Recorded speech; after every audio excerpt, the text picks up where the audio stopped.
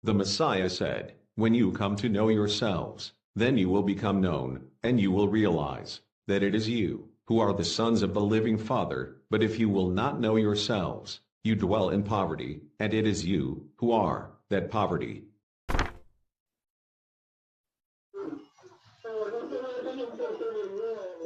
Mapagpalang araw po sa lahat, ating mahal na hari, sa priesthood, MOE, MCIT, at sa Joshua, at bumubuo ng programang ito, at sa lahat ng citizens of the kingdom. Happy Holy Sabbath po sa lahat. Tanong ko lang po kung magiging basihan po pa po ba ang sa ating dugo, na sa ating bloodline po manggagaling ang kaligtasan po, yung galing sa 144,000 po. Kung magiging basihan pa po ba yung sa dugo po natin. Yun lang po.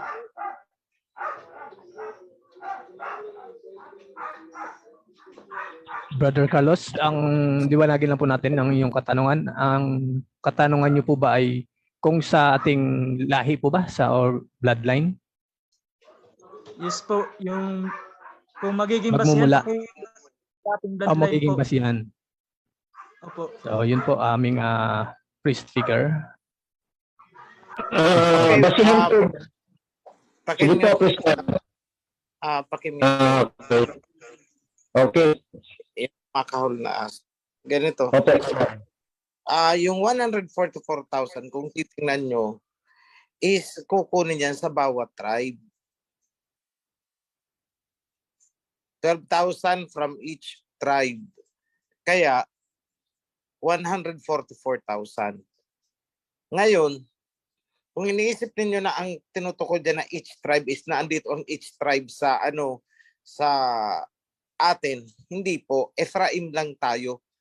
Itong mga tinuturo ninyong lumad, itong tinuturo ninyong hindi yan counted as one tribe, kundi isang clan. Isang lipi lang yan sa ilalim ng tribe ni Ephraim. Kasi kung pagbabasihan yan, sobra na pala.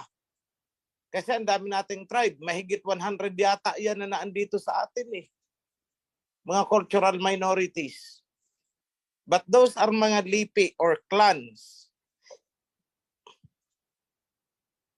So, my direct answer is yes. Babasihan pa rin ang bloodline. Then nakasulat dyan na 12,000 from the tribe of Judah, 12,000 from the tribe of Simeon, and so on, and so on, and so on. So, babasihan pa rin yan. I hope I answered the question. Maraming salamat po aming kamahalan. Brother Carlos, may follow-up po ba kayo? Yes po, may follow-up pa po ako. Ito po kasi yung may nagsabi po kasi sa amin, isang kapatiran, hindi na po namin papangalanan. Pero sinabi po kasi niya, kasi po daw natatagpas yung mga priest, kasi po daw hindi po yun galing mismo sa totoong lahi ng mga yung Levites po. Yun po. So ang ibig po ba sabihin yung kaligtasan po daw mismo po ay doon po manggagaling sa totoo talaga pong mga Levites, at ang mga Israelita po doon po talaga doon daw manggagaling ang kaligtasan po. Yun lang po. Maraming salamat. Let me phrase the question. Ang kaligtasan ba ay manggagaling sa mga Levites? Ang sagot ko ay no.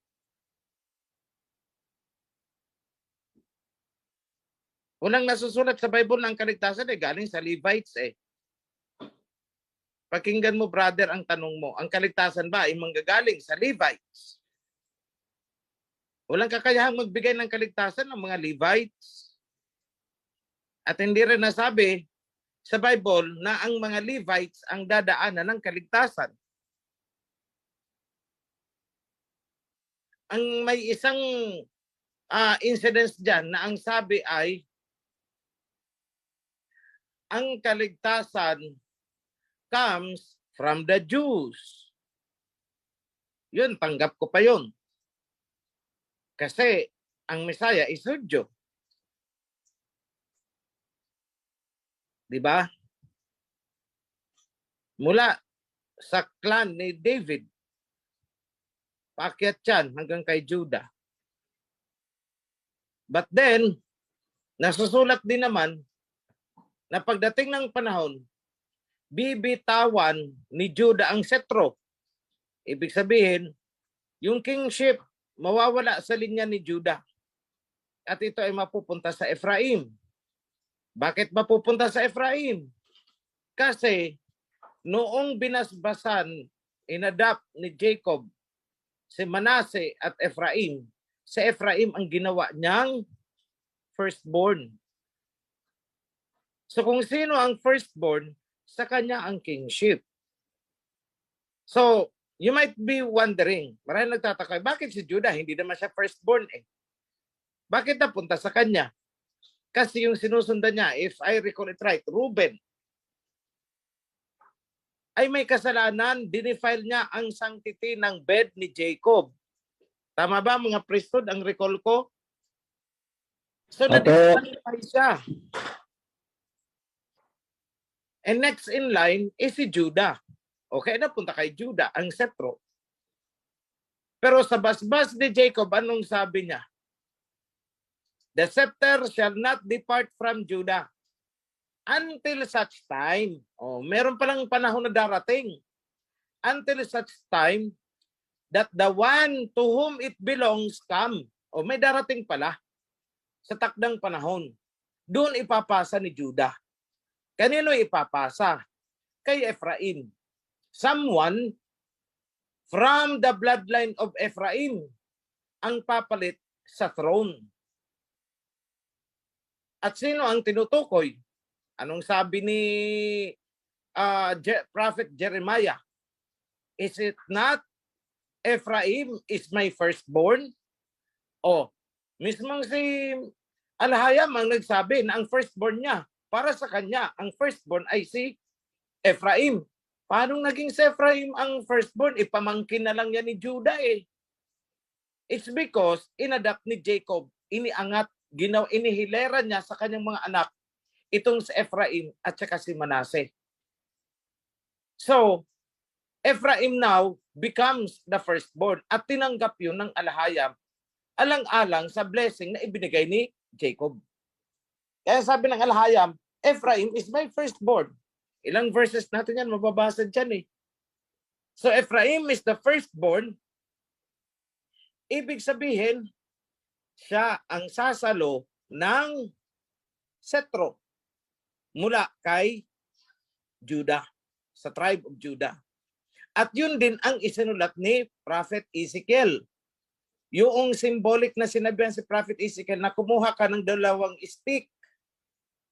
Yung isa, isulat mo, people of Ephraim, yung isa, people of Judah. At ang sabi is pag-isahin mo sa iyong kamay ang dalawang yan. So pinag-isa, ibig sabihin, the house of Ephraim, yung deflected Israelites, at saka the house of Judah ay magiging united, magiging isa. Yun ang explanation doon kay Prophet Ezekiel. Time will come na itong dalawang ito ay magiging isa.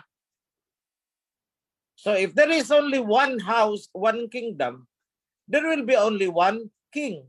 Isang king lang.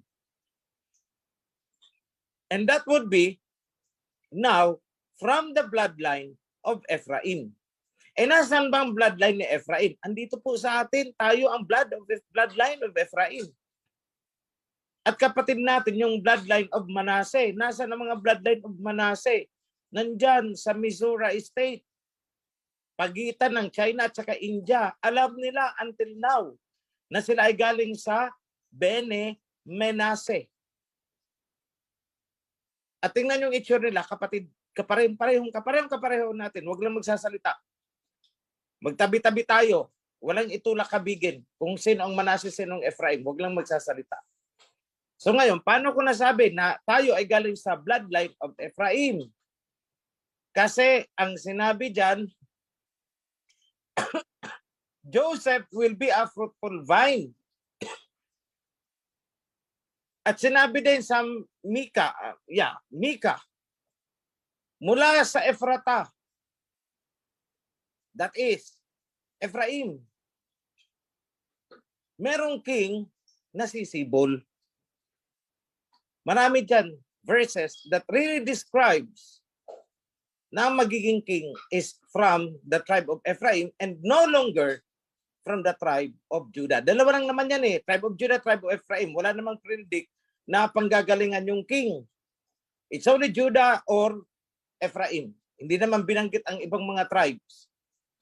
So, ang one thing is clear, aalis ang setro sa tribe of Judah. Eh kanino lilipat? Eh dalawa lang naman sila. Eh di kay tribe of Ephraim. Ganun po kasimple mag-analyze niyan. You have to read between the lines. I hope I answered the question. Narinig na po ako, kapatid. Happy Yes po, Holy opo. Sabbath po, aming mahal na hari, aming mga priesthood, mga moderators, MCIT, lahat po ng namumuno ng kingdom, at sa lahat ko pong kapatid dito sa Kawan. Mahal na hari, nabanggit po ninyo kanina na kaya po ginawa ng Misaya na parable po ang mga sinasabi niya para hindi po maintindihan po ng ng mga Pariseyo, parang ganun po. So ang tanong ko po, mahal na hari, meron po kasi kaming kasama dito na Chinese ama po siya. Ngayon nagsabi po siya bakit ganito ang nangyayari sa mundo, sabi niya sa akin. Ngayon kasi nakakaintindi naman ako ng inchik, di sabi ko sa kanya, pinaliwanag ko sa kanya. Tapos po, mahal na hari, meron po akong ipinabasa sa kanya na Chinese Bible, English to Chinese. So, ang pinabasa ko po sa kanya para, maliwanagan po siya bakit ganito yung nangyayari sa mundo. Eh, yung nakasulat po sa Isaiah 24, verse 4 to 5. Yun po yung pinabasa ko sa kanya. Tama po ba yung nagkasalo po ba ako? Kasi sabi nga hindi naintindihan ng nasa labas yung nauunawaan ng Kawan. Lang po, kung mali po ba yung ginawa ko, mahal na hari. Yun lamang po.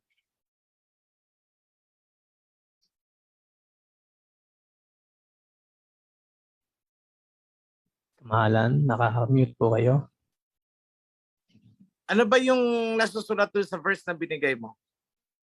Mahal na hari, for the earth has been defiled under its inhabitant because they have transgressed the Torah, changed the law, and broken the everlasting covenant. Yun lamang po yung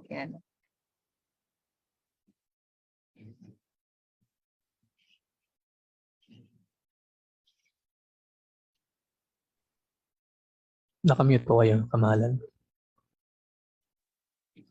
Yung dapat mang ibigay kasi Chinese siya is yung nababanggit yung land of Sinim. Kasi Chinese siya para makarelate siya. land of sin. That they will become part of the covenant. Sinim. Opo. Sinim is Hindi ko po China. kasi alam ang version, mahal na hari. Paturo ko na lang dyan sa Saan po matata? Kasi nag-aas po kasi sila, mahal na hari. Sa Kaya, priesthood, alam nila yan. Alam nila yan kung saan yung sinim na yan. You ask the priesthood. Matutulungan ka nila. Hindi ko memoryado ang verse. It's there. sige po, mahal na hari. Many will be para called po, from sinim.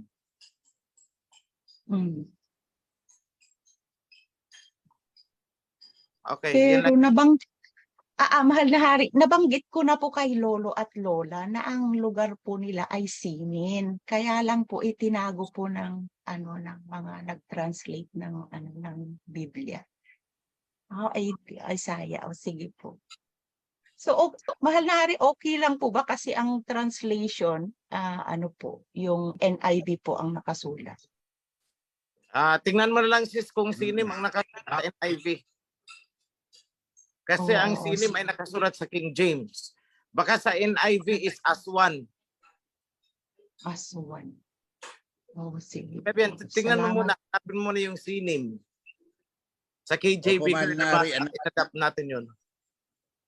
Isaiah 49. Isaiah chapter 49 verse 12. See, they will come afar from the north, from some from the west, and some from the region of Aswan. Aswad. That is Sinim actually. Sinim, opo. Sa Masoretic text, Sinim. Christmas China po, opo, Mahal na Hari. Okay. Thank you, bro. 49:12 pala, hindi 48:12. Opo. Okay, so let me just go back doon sa anong tawag dito? Let me just go back doon sa tanong kanina. Yung mga priest ay nagkakasala o matatagpas kasi hindi mga Levites. Okay. We have to remember na lahat ng tribo ay may naka-assign na Levite kasama nila. Di ba in-scatter ang mga Levites? So kahit anong tribo may Levite doon, nakasama sila. So there is no way for us kung ang napili natin na mag-priest ay Levite o hindi. What is important is pumasok sila sa covenant of Levi. Kung magawa nilang pangatawan yan, ay di Levites nga yan. Most probable, he is a Levite. Kasi kung hindi ka Levite, hindi ka magtatagal sa priesthood. Kusa kang malalaglag kasi covenant yan. So, clear po tayo doon. I hope I answered the question. Sorry, nakalimutan kong sagutin yun.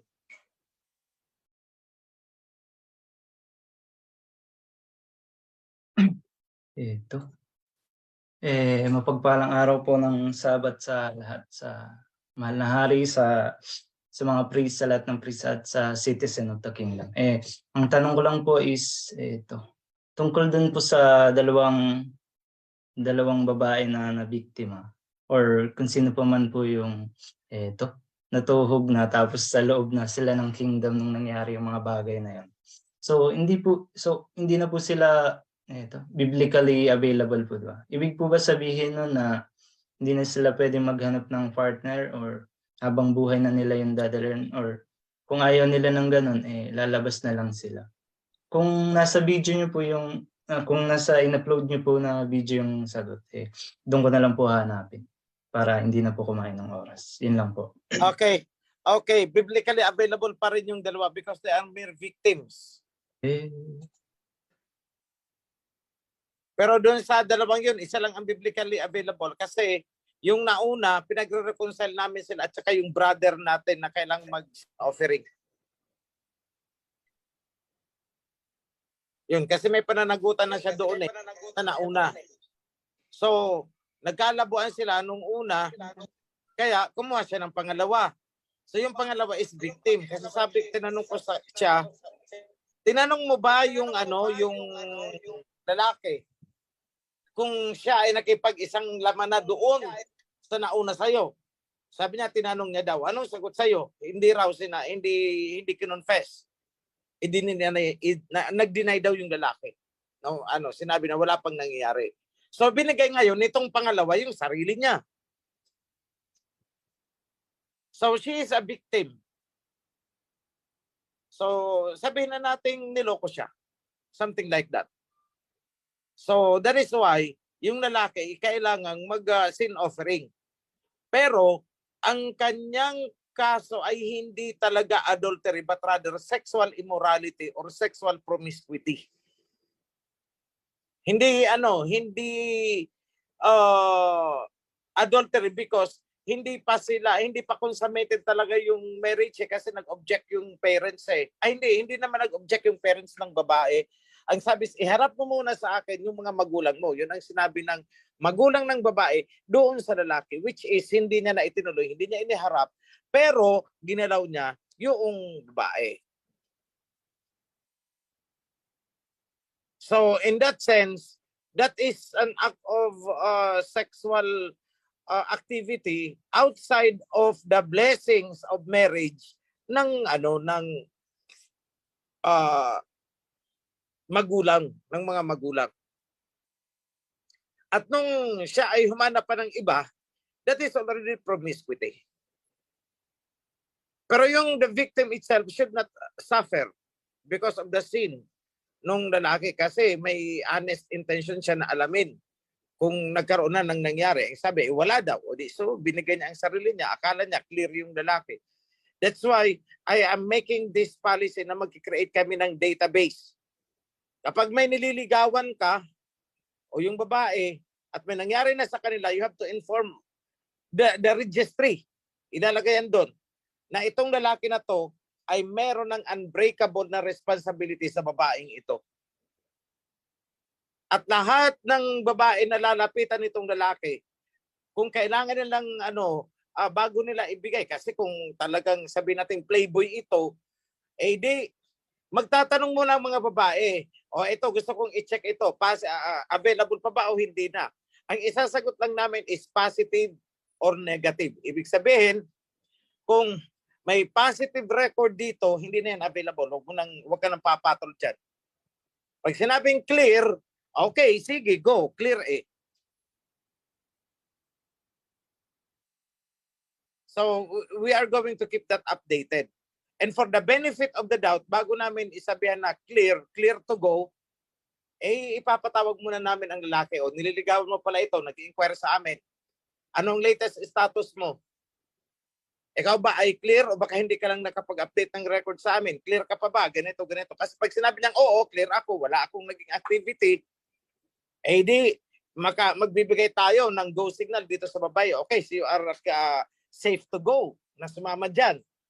At if it turns out na niloko tayo nitong lalaki na pati tayo ay naipasubo natin itong babae, then that guy should be kicked out from the kingdom.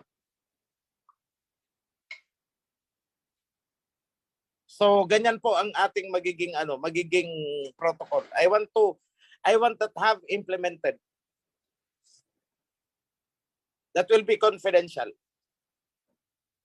Hindi naman namin sasabihin kung sinong karelasyon, and not just anyone can ask, ito bang lalaking ito ay meron ng karelasyon. Ang tanong muna namin din, bakit mo itinatanong? Kasi lumiligaw sa akin. O sige, tanungin muna namin ang lalaki kung nanliligaw nga sa'yo, bago kami magbibigay ng impormasyon. Kasi those things are private. So I will train people to handle this. Hindi yung ito bang lalaki ito, may karelasyon, wala. Ay, ayon dito sa record, siya ay may karelasyon na. Hindi pwede yun. Ang unang tanong dyan, bakit nyo po itinatanong? Kasi nanliligaw po sa akin. Patunayan mo na nanliligaw nga sa'yo. Ipatawag natin ang lalaki. O, totoo ba? Nanililigawan mo itong babae, kaya nag-inquire sa amin kung safe ka pa. Eh, ang sagot ng lalaki, hindi naman ako nanliligaw dyan. At least nalinawan yung babae, hindi naman pala nanliligaw sa'yo eh. So, ganyan po ang magiging mechanism natin para maiwasan itong out of deceit o deception. Panluloko na, ay ako'y single at ako'y available, biblically free ako. Yung pala nakatatlo na. Yung mga hindi pa rin maiwasan ang ganyan eh. Yung mga ugaling sa labas, dadalhin pa dito sa loob. So we are protecting the innocent.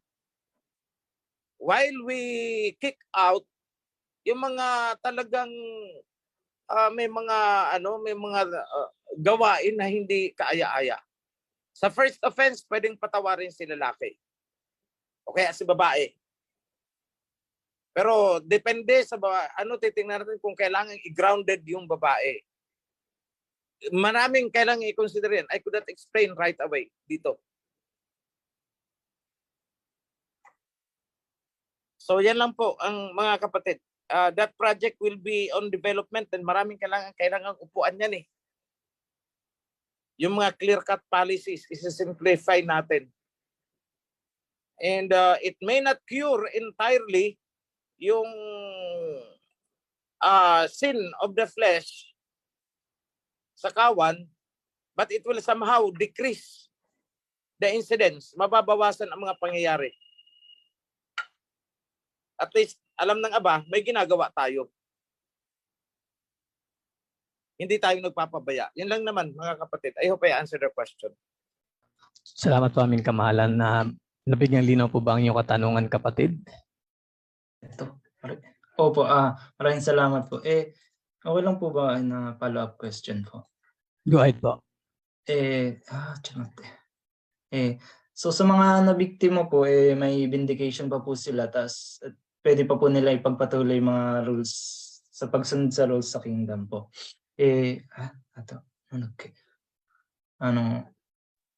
lang Of po. course, tuloy. Kasi ito po kasing naisip na pumasok lang po sa isip ko is kapag yung lock is, yung nasusian na yung isang lock tapos hindi na pwedeng susian ng hindi na pwedeng susian ng ibang susi yung lock kasi parang magiging useless na yung lock. Ang nasa isip ko po kasi kapag yung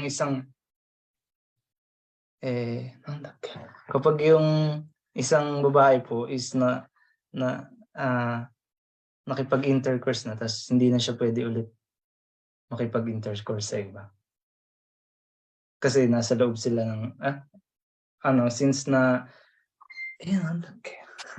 Okay, ganito yan. Kung ang babae ang nagpasusi sa iba, tapos pasusi ng pasusi kung kani-kaninong susi ang sumususi sa kanya, ay yun talaga ay fornication. Pero yung nasusian siya accidentally kasi may rumaragas ang susi at siya ay nabundol, ano yan? Exempted yan. Kaya nga, sabi ko sa inyo, maraming case-to-case basis na kailangang tingnan. Unang-una ay yung motibo ng babae. Kasi kung sasabihin niya, ay ako'y nasusian, ibinuka mo kasi ang susian Ibinuka mo yung pitaka. Hindi nasusian. Di ba? Tapos kung kani-kanino mo ibinubuka yung pitaka, hindi nasususian. Kung ganyan ang gawain. Cheryl po. Cheryl. Go ahead po. Magandang hapon po sa aming mahal na hari, sa lahat ng priest na narito at sa lahat po ng kaway. Happy Holy Sabbath po. Ang tanong ko po is, yung adultery po ba, yung adultery at saka yung fornication and sexual immorality is, hindi po ba sila the same na degree of sin? Like, yung adultery po ba, hindi po ba siya detestable doon compare sa fornication or compared din doon sa sexual immorality? Sis, lahat yan ay detestable. Lahat yan ay detestable. Kaya lang may varying degrees.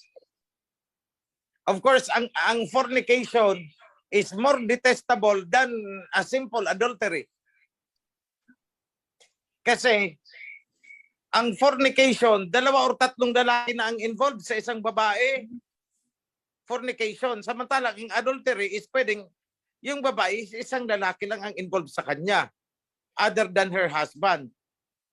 Kaya nga ang sabi sa mga husband, kapag ang asawa mo ay nagpasusi na sa iba, ay huwag ka na rin sasaw-saw, susuksok ng susi doon. Kasi mahahawaan ka ng kalawang ng susi nang galing sa iba. If that's so, that will be fornication. Di ba? So mas matindi ang fornication kaysa sa simple act of adultery.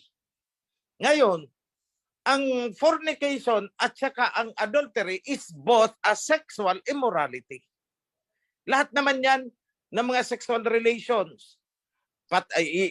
Yung kahit yan pa ay adulterous na TikTok, kahit yan pa ay tik-tik, yan pa ay tok-tok. All of those are sexual immorality. Lahat yan. I hope it's clear. Maraming salamat ka, man. Nasagot po ba? Sige, go ahead po. Malari, pwede po bang isa? Yung po ba, kasi before yung sabi po niyo doon sa unang explanation niyo po sa fornication, ang sabi niyo po is hindi na pwedeng balikan ng husband yung asawa pag nagka-commit ng fornication. How about po kung adultery, halimbawa yung asawa nakapag Sis, let me correct, wala akong sinabing ganoon. Ang sinabi ko, kapag ang asawang babae ang nag-commit ng adultery, hindi na pwedeng balikan ng lalaki kasi pag binalikan niya, all of them will be committing fornication. Okay. Yan ang sinabi ko. Hindi ko sinabing kapag ang babae ay nag-commit ng fornication. Ang sabi ko, kapag ang asawang babae ay nag-commit na ng adultery or sexual immorality, hindi na pwedeng balikan niya ng lalaki. Kasi both of them, pati itong lalaki, is magkakasala na rin ng fornication. Not unless, kaya nga sabi ko sa inyo, maraming case-to-case basis dito, maraming if-then scenario. Paano kung itong si babae ay nakikipag-TikTok pala sa ibang lalaki? Adulterous woman. Pero wala talagang kaalam-alam ang kanyang husband kasi laging tulog sa pansitan. So, matapos susian ng ibang lalaki, ang asawa niya, makikisusi din siya. Pero wala talaga siyang alam na may iba na palang sumususi. O, nagkakasala ba si lalaki? Wala, kasi hindi niya alam. He is guiltless. Pero kung alam niya na itong misis niya ay nakikipag-TikTok, nagpapasusi, at ang sabi niya, sige na, mahal ko, wifey, magpasusi ka kung kani-kanino, basta importante pag uwi mo, may dala kang pera. O pag gusto ko rin, sususi pa din ako sa'yo. O ayan, that is fornication. Guilty dyan, pati ang husband. May mga lalaki kasing gano'n na pinapayagan ang asawang babae into prostitution, pinapayagan na magkaroon ng ibang kabit kasi sila'y hirap sa buhay. Ang babae ang dumidiskarte, pag uwi may dala na kung ano-ano, may pera na, at kung medyo mayaman ang nagsususi na iba sa asawa niya, sa wife niya, binigyan ng kotse, pati siya nakakadrive. So ang kinalalabasan, pag gustong susian ang asawa niya nung kabit, si husband pa ang nagdadrive, naghahatid.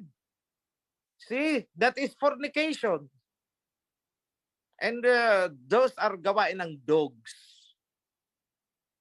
And the dogs have no place in the kingdom. Banal na aso ang tawag dyan. Tutuwad-tuwad ka dyan.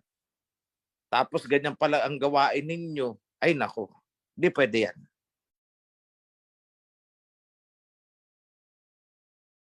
Ito naman po, may katanungan para po sa Mahal na Hari.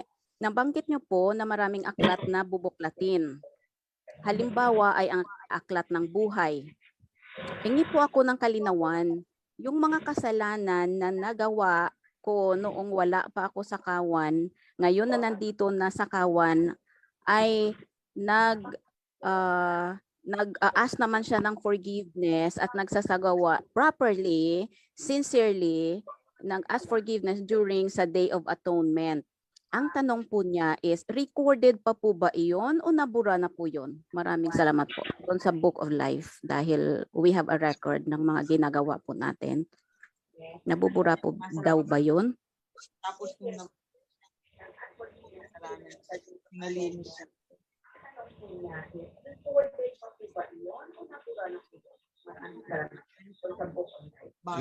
Mahal na Hari. Oh. Yes po, nakamute po kayo. Nabubura ba yun? Yan ba ang tanong? Kasi yung kasalanan daw po niya nang wala pa siya sa kawan, ngayon nakapasok na siya. Tapos nag-Day of Atonement, sincerely, nag-observe naman siya. Tapos hinihingan naman po niya ng forgiveness iyon, sincerely. So ngayon, ang tanong po niya is, recorded pa rin po ba yung nagawa niyang kasalanan na wala pa siya sa kawan? Yun po. Wala na yun. Kasi di ba sabi natin, reset eh. Okay, kapatid, nandyan po ang sagot ng Mahal na Hari. Wala na yun. Wala na yun.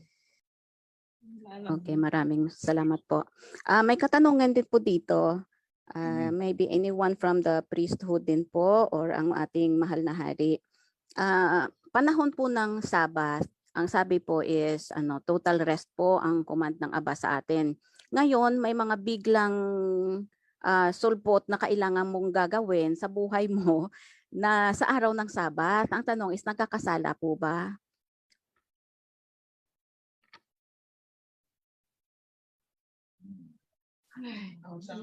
Total rest. Oo, kasi total rest po yung O, Sabat. ganito yan. O, araw ng Sabat, bigla kang dinatnan. Wala kang dalang new text. Wala kang dalang Modest. So, tumakbo ka sa Mercury. Bumili ka ng Modest. Nagkasala ka ba? Ang sagot ay hindi. Yun. Okay po. Maraming salamat po. Kasi may ano pa dito, yung iba kasi related din dito. Let's say may hayop po sila, biglang umulan, di kailangan nilang takbuhin po at saka isilong. Nagkakasala po daw ba sila kasi Sabat po? Clear na ang sinabi dyan. Kung ang tupa mo, ang kamilyo mo ay nahulog sa araw ng Sabat, hanguin mo. Hindi kasalanan yun. Yata. Maraming salamat po sa kasagutan. So kapatid, nasagot na po ng mahal na hari. I hope sa lahat ng mga concerning related to that question. So yun na po. So have peace. Garon po tayo kayo ng peace.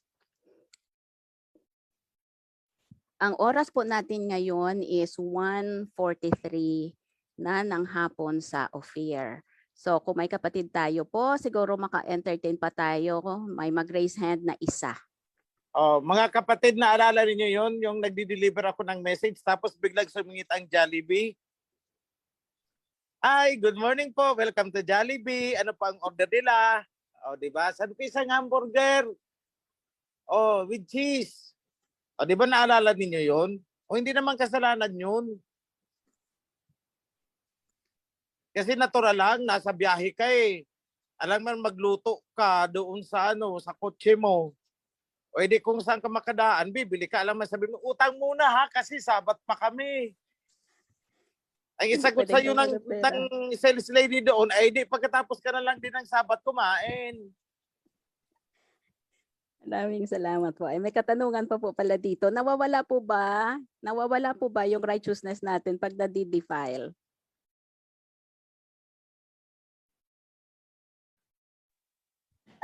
Kung saan ka na-defile, yung righteousness mo doon ang nawala. Na-defile ka eh. Pero conforme sa defilement ha, kaya nga sabi ko sa inyo, ang pag-interpret ng law is maraming case-to-case basis dyan kasi hindi pare-pareho. Pag sinabi natin defilement is pare-pareho. No. May mga defilement dyan na na-defile ka. Kunwari, hindi mo naman alam na may patay pala doon. Napaakyat ka dahil biglang umulan, tumakbo ka sa bahay na yun. Pag-check mo, may patay pala. Di-defile ka. Nawala na ba ang righteous mo? Siyempre hindi. Kaya ang pag-interpret niyan, we have to meet halfway between what is ideal according to the law and what is practical in reality. Kasi kung titingnan mo ang law, hindi ka pwedeng umupo sa inupuan ng may regla. Noon yun, nung nagkakalat pa sila dahil wala pang Modest. Ngayon may Modest na eh. Di ba? Nakuha nyo mga kapatid? Opo, maraming salamat po, mahal na hari. May katanungan pa po dito. Ito po, humihingi lang po ng advice. Ano po yung gagawin sa isang kapatiran na nagsasabi daw na ang tithes daw po, pareho lang doon sa Babylonian. Mas maano pa daw sa atin dito kasi 30%, 3 po yung tithes. Paano po ba siya namin papaliwanagan ng tama? Kasi po wala naman po siya expenses sa sweldo niya. Maraming salamat. Ganito yan. Paano namang nasasabi na kapareho sa Babylonian? Ibig ba sabihin, ganito, kapag tayo ay nag-observe ng Sabat at ang mga Babylonian ay nag-observe din ng Sabat, ibig sabihin ang Sabat ay hindi na natin pwedeng observe kasi ginagawa din ng Babylonian. Ganun ba ang mentality nyo? Hindi nyo ba alam na gaya-gaya, puto-maya yan? Lahat ng ginagawa natin ay gagaya-gayahin nila. So anong gagawin natin? I-stop natin kasi ginagawa na ng Babylonian. Ganun ba? Di ba hindi ganun?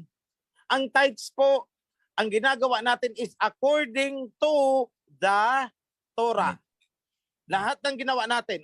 Yung Babylonians, tanungin nyo kung according to the Torah din ba?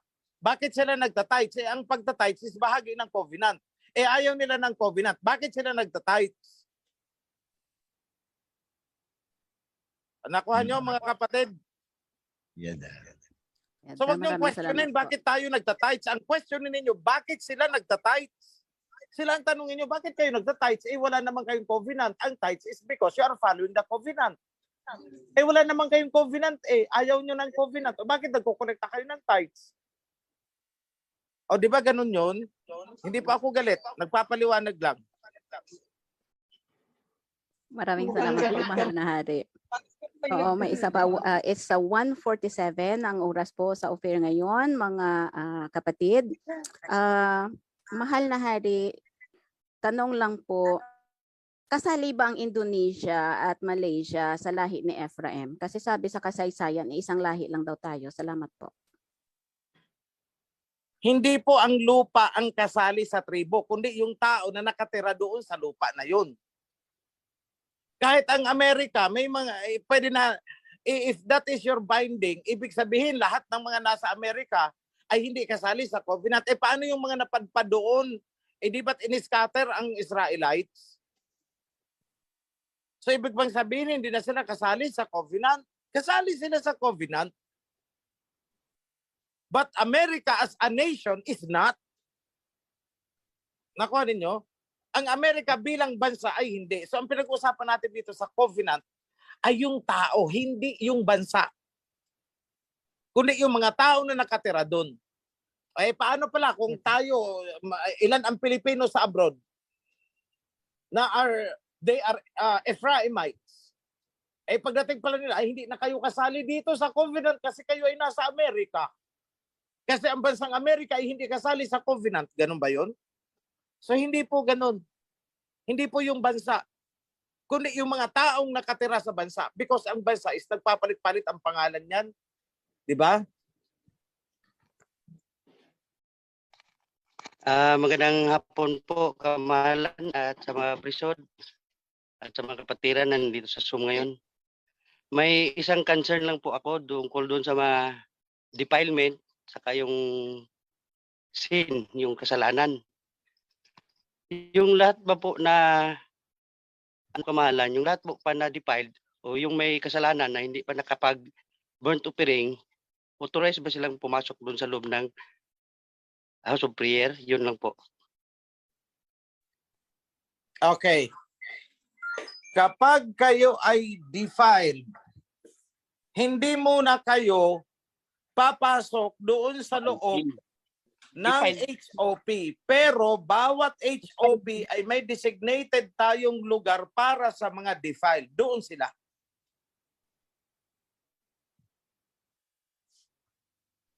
Nakuha niyo na po ang sagot ko? Nasagot po ba?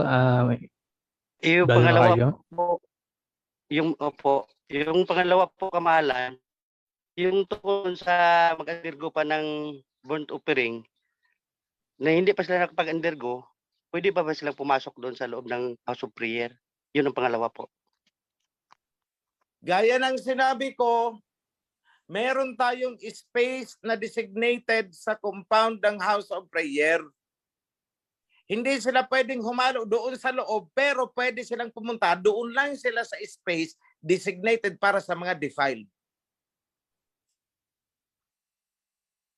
I hope clear.